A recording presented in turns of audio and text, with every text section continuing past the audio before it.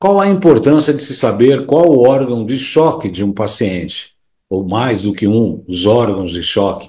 Qual a importância do sistema digestivo, do ácido clorídrico, para o intestino delgado, absorção de nutrientes, vitaminas, minerais? Um curso bastante importante vai acontecer agora em março sobre o HCl, o ácido clorídrico. Esse é o assunto do programa Salutos de hoje, que está começando agora.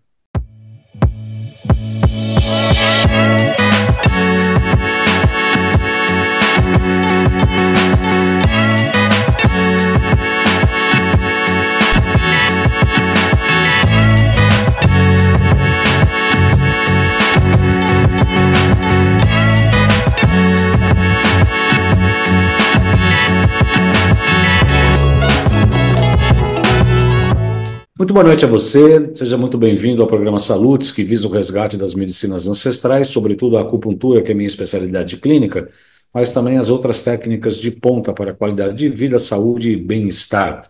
Hoje eu tenho o prazer de receber neste segundo programa o Dr. Pávilos Alexandre Loverdos, médico formado pela Fundação do ABC, com especialidades em clínica médica e reumatologia.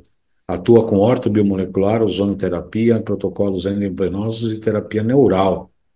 Sua especialidade é fisiologia digestiva, absortiva, da absorção dos alimentos e assimilação, e com potencialização do sistema reticular, praticamente responsável pelo sistema imunológico. Muito boa noite, Dr. Pávilos. É um prazer recebê-lo novamente aqui em nosso programa. Seja muito bem-vindo. Obrigado, Baldan. É um prazer. No primeiro programa nós falamos sobre a importância do ácido clorídrico para a digestão, demos uma pincelada rápida sobre o ácido clorídrico e sobre o Dr. Maffei. Eu gostaria, e inclusive ele falava desse órgão de choque, que ele descobria, e inclusive nas necrópsias que ele fazia, ele já percebia qual que era um órgão de choque. O que é um órgão de choque, doutor Pablo? Ele é mais fraco nesse indivíduo, no paciente, ele é o primeiro a ser atacado por uma determinada agressão ambiental, metabólica. O que é um órgão de choque, doutor Paulos? Tá. Na verdade, o órgão de choque, segundo o Maffei, seria considerado como órgão frágil, tá? O órgão que parou na sua evolução embriológica. Então, o Maffei, quando pegava, por exemplo, um estômago, e ele observava o estômago no aspecto anatomopatológico e histopatológico, ele mostrava realmente as alterações modificadas dessa peça, né? Então, ele costumava frisar assim, até hoje, em 200 mil autópsias, eu não encontrei um estômago perfeito. Então, segundo Maffei, o primeiro órgão de choque na população no mundo é o aparelho gástrico. Tá? O aparelho gástrico é o primeiro órgão de choque, né? O indivíduo que lhe considerava, vamos dizer, paciente que tem sorte na vida, é aquele indivíduo que nasce com um órgão de choque, que é muito difícil. 2 órgãos de choque já é mais comum. Agora, de 3 para cima, já é pacientes mais azarados, vamos dizer assim. Segundo o Maffei, falava sempre isso. Paciente que tem acima de 2 órgãos de choque é um paciente azarado, viu? Já não tem muita sorte na vida. E qual que é o mais comum? Qual que é o mais comum? É 2 órgãos de choque? O mais comum começa com um órgão de choque, o estômago. 90% da população no mundo apresenta expressividade sintomatológica de hipocloridria, tá, Baldan? O segundo órgão de choque pode ser pâncreas, como pode ser um intestino delgado, pode ser jejum no milho. Então, para cada paciente, cada indivíduo, tem um órgão de choque ou 2 órgãos de choque, e os mais azarados, 3 órgãos de choque. E o órgão de choque era considerado pelo Dr. Maffei como sendo um órgão que, na verdade, ele não atingiu o pico máximo da sua maturidade. Ele atrasou, ele parou na sua evolução embriológica. E isso está inerente ao genotipo dessa pessoa. E como então, é que você genético. É puramente genético. Então, mas se é genético, a questão do estômago tem a ver também com o avançar da idade, onde a bomba de prótons acaba ficando reduzida. Agrava mais ainda. É agravante. A senilidade vai ser um fator agravante para um paciente. Eu tenho pacientes senis que eu costumo dar o ácido clorídrico a 70%. Você É onde tem... ele se sentiu, onde esse paciente, por exemplo, eu vou fazendo a dosagem, eu vou dosando, as posologias eu vou dosando. A partir do momento que o paciente não relatar mais nenhuma expressividade sintomatológica, é a dosagem ideal para ele.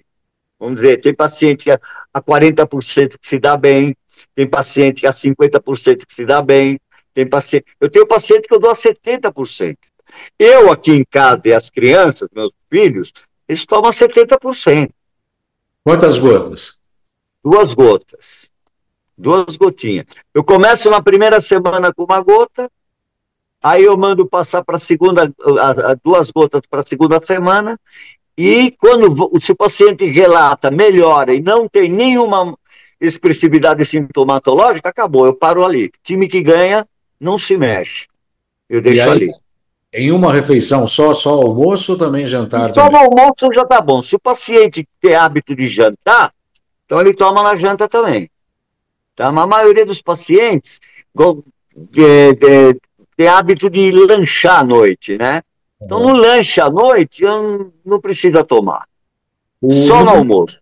no primeiro programa, o doutor falou de algumas características físicas, né, de algum paciente para identificar o órgão de choque. Pela medicina chinesa, a gente sabe que o estômago e o baço pâncreas, que são órgãos acoplados, né, órgãos e vísceras, o estômago é uma víscera, é o elemento terra. A gente percebe pela pulsologia, e a gente inclusive faz workshop sobre pulsologia. Vamos fazer aí em breve um outro próximo workshop aí sobre o segundo workshop. O primeiro já aconteceu, foi um sucesso para médicos, vários profissionais da área da saúde, nutricionistas, farmacêuticos, e a gente vai fazer um outro workshop. Você falou que são mais longilíneos, são mais magros. Como é que é a E tua prática clínica para você identificar os órgãos de choque choque. numa anamnese, quando um paciente te procura pela primeira vez? Por exemplo, você pega um paciente duodenal, ele tem o órgão de choque duodeno, tá? Tanto a primeira, segunda, terceira, quarta porção do duodeno. Esse paciente que tem uma parada na evolução embriológica de todo o complexo duodenal, tá? Você vai observar que esse órgão aí é um órgão susceptível, tá? Então, na verdade, você vai ver uma bulboduodenite nesse paciente, né? E são pacientes, geralmente, 80% longilíneos, são altos, são pacientes altos. Que nem uma Mafei olhava também, por exemplo, paciente apoplético, paciente que tem hábito de fazer AVC-H, AVCI, que tem propensão para apoplexia, Paciente apoplético é aquele paciente baixinho, pescoço alado, enterrado no tórax, de estatura baixa. Outro órgão de choque, eu posso dar exemplo, paciente prostático, que geralmente é calvo, mas olhava isso também, falou, esse paciente tem propensão a prostatismo. Por quê? Porque ele é calvo, tem pouca distribuição de pelos no corpo, um pouco de hábito ginandromorfo. Tudo isso aí é um aparato e uma observação que o Mafei tinha na sala de autópsia, né? Como Incrível, paciente... Hein? incrível, né? Na época dele fazer esse tipo de observação, né? Estava muitos anos na. Incrível, incrível, incrível. E o paciente epilético, que tem o palato ogival, e os Ah, dois incisivos separados, dois incisivos do maxilar superior separados com palato ogival, ausência do lobo da orelha.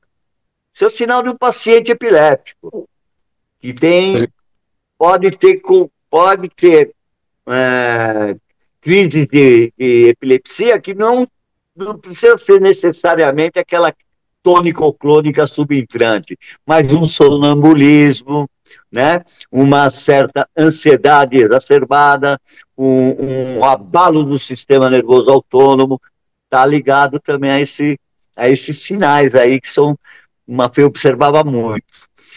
E expressa muita coisa, assim, vamos dizer, dá uma expressividade mais segura, né, em dar um diagnóstico de epilepsia, né? E às vezes a epilepsia é silenciosa. Tem pacientes que nunca tiveram crise epiléptica, mas pode, porventura, num quadro de uma alteração modificada do organismo, seja um pico febril exagerado, desenvolver, acabar eclodindo uma crise convulsiva, que pode se expressar como sonambulismo, como uma agitação psicomotora, ou mesmo a crise clássica de epilepsia, né? Entende? Seriam mais os homozigóticos, né?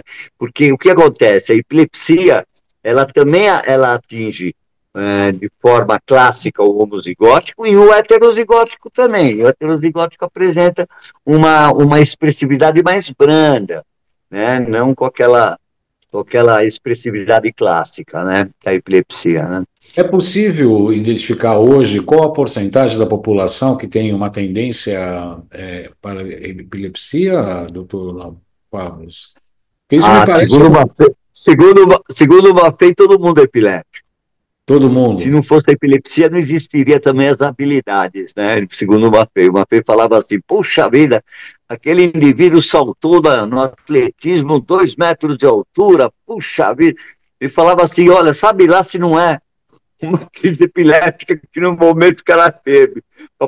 Quer dizer, uma expressividade, né? Ele falava que a capacidade intelectual, raciocínio rápido, o paciente que tem aquela constituição hipertiroideia, que são indivíduos de alta inteligência, tem uma inteligência até fora do normal, são geralmente pacientes que têm uma propensão a estigma epileptoide, né?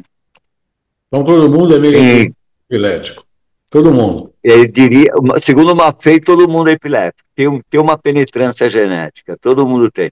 Você vê, uma criança, por exemplo, ele chamava, quando eu via algumas publicações sobre síndrome do déjà vu, jamais vu, síndrome do déjà vu, ou ausência, de repente o cara tem uma ausência, não lembra do nome dele, não lembra nada, perdeu a ausência. Isso é uma expressividade é um Epilepsia. estigma epileptoide também, segundo o Maffei, sabe? Então ele precisava muito isso. Ele conta uma história uma vez de uma menina que pegou o passaporte dela, foi para o aeroporto, chegou em Londres, ela não sabia que estava em Londres. Teve uma ausência na saída, nem lembrava que tinha pego O avião. passagem do avião, pagou a passagem, pegou o passaporte, entrou no avião, chegou em Londres, mas comentou esse caso. E a menina não se dava conta de que realmente ela tinha tomado atitude em fazer essa viagem conscientemente, e não tinha consciência disso.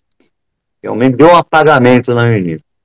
O doutor Maffei foi professor na Faculdade de Santa Casa. Eu conheço alguns médicos da Santa Casa que estudaram com ele e veneram ele até hoje, né? As pessoas que tiveram contato com ele veneram. Mas eu acho que ele também teve muita resistência. Acho que tem muita gente contrária ao que ele falava e afirmava, né, doutor Pavlos?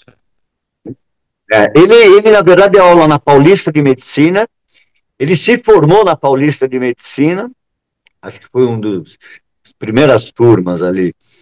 E ele não era muito querido de muitos médicos ali, né? Ele foi muito criticado, foi realmente, sofreu ataques de tudo quanto é lado, Que tipo até de segue ataques? ele. Que tipo de ataques, doutor Pavlos? Sobre a parte de a observação clínica que ele tinha, né, na patologia, e jogava realmente em sala de autópsia, comentava certas coisas que realmente os auxiliares não aceitavam, né? Então, principalmente na Santa Casa, ele foi muito atacado, né? Ele foi foi até banido, chegou até a Não, ser mas ele banido ali. foi banido da Ele Santa deu, Casa? não chegou a ser banido, mas chegou eu não vou citar nomes aqui, que eu nem gosto de citar, mas sim. foi atacado e demais. E olha, só para você ver, os compêndios de medicina dele, que ele lançou os livros, ele teve problema para lançar esses livros. Muitos problemas, né? Ninguém queria abrir as portas realmente para publicarem os livros. Sabe quem que publicou os livros dele? A Quem? dona da Bic, a dona da Bic. Sabe Bic Canetas? É, você me contou essa história, é verdade. A Bic Caneta, ela. E ele tinha, acho que ele deu um auxílio, deu uma ajuda, uma das donas ou da família ali, eu não lembro muito bem como é que ele me contou a história faz tempo, que teria tido um tumor de mama, alguma coisa assim. E ele deu uma orientação. E a moça acabou se dando bem, né, com a orientação dele. E ela realmente abriu as portas para publicar os livros de patologia clínica dele. Aliás, Imprimir os livros, né? você tá me devendo um livro dele, hein? Você lembra disso ou não? Olha, eu tenho até ganhei do Rafael, eu tenho a cópia, vou te dar de presente, viu, Rafael? Aliás, é presente do Rafael também, tá? Para você. Tá Eu vou bom. separar aqui para você. O doutor Mafia deu aula na Santa Casa, foi professor na Santa Casa, não foi? Não, ele foi professor titular da cadeira na Santa Casa. E deu aula na Paulista de Medicina também. Ele trabalhou no IML da Paulista de Medicina e trabalhou no IML da Santa Casa. A Santa Casa realmente era o local onde, vamos dizer, ele permaneceu por muito tempo. Acho que até o último dia da vida dele ele frequentou o IML ali, sempre trabalhou, Eu sempre se conheço, dedicou à patologia clínica, né? eu conheço médicos da Santa Casa que tiveram aula com ele que absolutamente o veneram, realmente veneram ele. Mas sei que também É, teve muita resistência também, né? Aliás, muita, muita. como todo médico, e todo profissional de qualquer área, quando são muito inovadores, causa muita questionamentos, novidades e É. acaba tendo uma resistência muito grande, né? Quantos É, livros? ele publicou, quer ver, quantos livros foi, Rafael? Dois livros de neuriatria, dois compêndios de neuriatria e dois compêndios de patologia clínica, né? Fundamentos da medicina. Esses foram esses é o top dele, né? São esses quatro livros que, para mim, ele publicou outras coisinhas também, né? Uh, Ele comenta também de outros grandes patologistas, né? Bauer, por exemplo, que foi um que chegou a 80 mil autópsias, né? Grande patologista alemão, e ele chegou a 200 mil, né? Quer dizer, um dos recordistas para mim, em termos de observação na patologia clínica, não tem, não Não tem teve igual, como né? uma eu não encontrei como uma, porque Robbins, Bogliolo, esses outros livros de patologia, o problema maior é que tem muitos dados bibliográficos de todo do planeta inteiro, enquanto que o Maffei não tem nenhum dado bibliográfico. Foi puramente o que ele observou na patologia clínica, né? Então, o Maffei falava isso. Eu não copiei de ninguém, apenas a minha observação eu transcrevi nessas duas obras aqui. E Eu foi isso, né? vou pedir licença para o doutor Pavlos Louverdes para nós fazermos nosso intervalo comercial. A gente volta em um minuto. Olá, eu sou o João Carlos Baldan, sou acupunturista, trabalho com biofísica, biorressonância. Nosso primeiro passo aqui na nossa clínica é limpar o terreno biológico. Metais tóxicos, vírus, bactérias, protozoários. A gente trabalha com acupuntura e com vários equipamentos de biorressonância. A gente trata desde ansiedade, depressão, até questões físicas como artrite, artrose, gastrite, como terapia principal ou coadjuvante. A gente realmente ajuda e muita gente com os nossos métodos e tratamentos. Dúvidas 11 97 719 2266. Vamos juntos. Muito bem, no programa de hoje, desta segunda-feira, no programa Saúde, temos o prazer de receber o Dr. Pavlos Alexandre Louverdes. Estamos falando de uma pessoa que eu sempre quis falar, sempre quis trazer aqui, que é praticamente, não diria um mito, mas é um marco dentro da história da medicina brasileira, que é o Dr. Maffei. Todo mundo que eu conheço fazem reverências quando falam do Dr. Maffei. Essa primeira parte do programa, o Dr. Pavlos falou bastante do Dr. Walter Maffei, inclusive dos livros que ele escreveu. Você falou, doutor Pavlos, o senhor falou de dois livros de neuratria, é isso? Isso. O que é neuratria, doutor Pavlos? É questões psicológicas do sistema nervoso?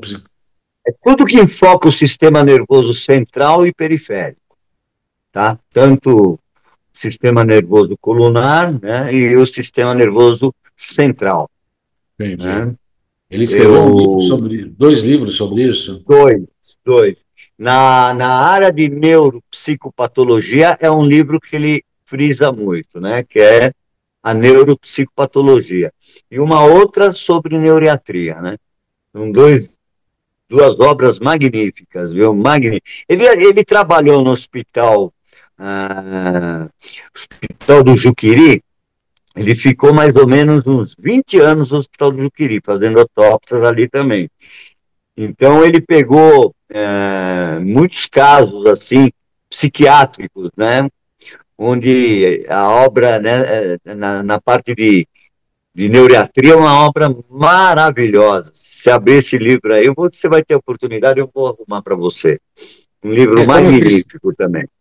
como eu fiz psicopatologia, eu gostaria muito de ter acesso a essa obra assim, para a gente analisar tudo em conjunto, né? Imagino que deve ter informações absolutamente maravilhosas. Porque no curso de psicopatologia que eu fiz no Hospital das Clínicas, a gente dava muito valor ao desenvolvimento da filogenese, da filogenética dentro da gestação. E a gente estudava também as fases de desenvolvimento embrionário para estudar os distúrbios psicopatológicos, né? Psicológicos, inclusive. E ele já falava isso, né? No tempo dele, muito tempo antes de eu ter feito esse curso, né?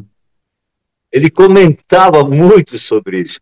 Inclusive, se você for ver na parte de sistema nervoso central, você vai ver várias, sempre frisando, né, também a parada da evolução embriológica de algumas áreas do cérebro que não atingiram o pico máximo da sua maturação, né? A maturidade era importante para o Maffei. O Maffei sempre falava que a análise do órgão em relação ao desenvolvimento e o pico máximo do amadurecimento desse órgão. E as regiões do cérebro funcionam do mesmo jeito, entende? Então, por exemplo, quando ele fala sobre autismo, ele frisa, ele mostra o substrato anatômico a nível central. Maffei mostrava. Ah, por exemplo, o Maffei mostrava também falava muito sobre atrofia da córtex cerebral, a inerência genotípica atuando em cima dessa atrofia e a parada da evolução embriológica de toda a rede da córtex, vamos dizer, a córtex cerebral relacionada ao desenvolvimento de todo o complexo do sistema nervoso central. Então, essas manifestações que você vê de ausência, de epilepsia, a epilepsia é curiosa, viu? O Maffei mostrava direitinho o desbalanço entre um hemisfério cerebral com relação ao outro hemisfério cerebral. Quer dizer, isso aí eu posso mostrar na tomografia para você e na ressonância, dá para ver perfeitamente. Primeira vez que o Maffei pegou uma tomografia na mão dele, na época era sempre raio-x, né? Quando começou a vir as ressonâncias, o Maffei olhava e falava, puxa vida, hein? Que coisa de louco, olha que perfeita essa imagem aqui, mostrando o substrato anatômico da epilepsia. Olha ali, perfeitamente. Olha a diferença de tamanho entre o hemisfério cerebral direito e o hemisfério cerebral esquerdo. Isso é puramente epilepsia. E ele não faz. O que ele comentava assim, foco epiléptico é só na alopatia, viu? Porque isso não existe, foco epiléptico, viu? É o Maravilha. desbalanço entre um hemisfério cerebral e outro. Que Era maravilha, né? interessante. Eu não acreditava, eu falava assim, puta vida, acho que ele está falando, é loucura que ele deve estar falando. Mas olha, no final acabei absorvendo realmente o fato, viu? Porque Maravilha. é uma maravilha mesmo, sabe? Agora, qual a importância, né? Nós falamos no primeiro programa também, na medicina chinesa, falando que o intestino delgado é praticamente responsável pelo segundo cérebro, né? E qual a importância do HCl, do ácido clorídrico, nos distúrbios psicológicos? Ansiedade, depressão, insônia. Você trata disso com ácido clorídrico, doutor O Pavlos? HCl. Primeira coisa que o Manfei pede, e o Manfei pedia, e obrigava a nós, alunos, a seguir. Primeira coisa, antes de começar a tratar uma moléstia ou qualquer alteração modificada do organismo, o importante é primeiro você acertar a essência da vida, que são os ingredientes alimentares, qualificação deles, digestão, absorção e assimilação. Esses são os tópicos que, em primeiro lugar, você tem que acertar, para depois começar a tratar a doença. Sim. Tá? Preparar o Então, terreno biológico. quando você resolve a digestão do paciente, ele falava que 70% da doença você já está resolucionando. E aí você entra com o teu propósito terapêutico, seja acupuntura, seja homeopatia, seja até alopatia, entendeu? E ele frisava isso. A importância, primeiro, é dar energia ao paciente. Fornecer energia ao paciente. E para fornecer energia ao paciente, você tem que qualificar a digestão dele. Isso é importante. Ou você faz concomitante. Você já pode já entrando com o equilíbrio do aparelho digestório e, ao mesmo tempo, você já pode entrar com acupuntura, com homeopatia, com ortobiomolecular, com ozonoterapia. Eu faço isso, eu sou holístico, sabe, Baldan? Eu começo a tratar já direto aparelho digestório, já equilíbrio o pH do estômago, já dou um equilíbrio no aparelho digestório inferior, tá? Probiótico, e já vou entrando no tratamento direto com o paciente. Eu não perco tempo, entende? Então, e ajuda. Você vê que 70% dos casos você melhora o paciente, você dá uma zona de benefício para o paciente. Agora, no final de março, o Dr. Pavlos vai fazer um curso, vai ministrar um curso aí sobre o HCl, o ácido clorídrico. Passa as informações para os nossos internautas, doutor. Que dia, local e inscrições, por favor.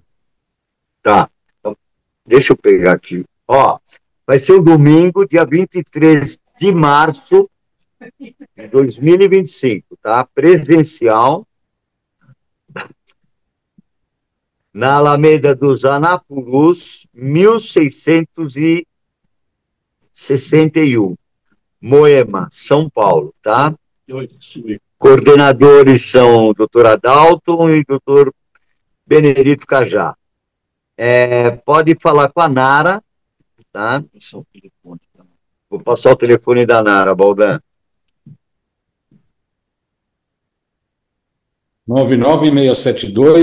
996724339, é isso. 11 Isso. 996724339, É esse mesmo, fala com a Baldan. Nara.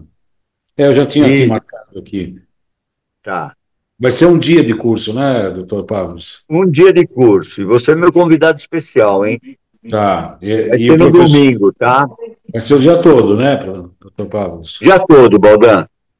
Você Tá. almoça lá comigo. Não tem erro. Sim, sim, vai ser um prazer. Vai ser um prazer. Dia 23 de Tudo março, meu. o início da primavera, hein? Iniciando a Isso na primavera primavera. com ácido clorídrico no estômago, é isso? Exatamente. Eu vou levar o meu lá para você tomar comigo, na hora do almoço. Eu tomo É o brinde. 10%, mas 10% é muito fraco, né, doutor? Muito fraco. Tem que tomar pelo menos a 50%, Baldan. Ah, Não é? tem medo, não. Não precisa ter medo, não. Eu quero Fica agradecer tranquilo. muito.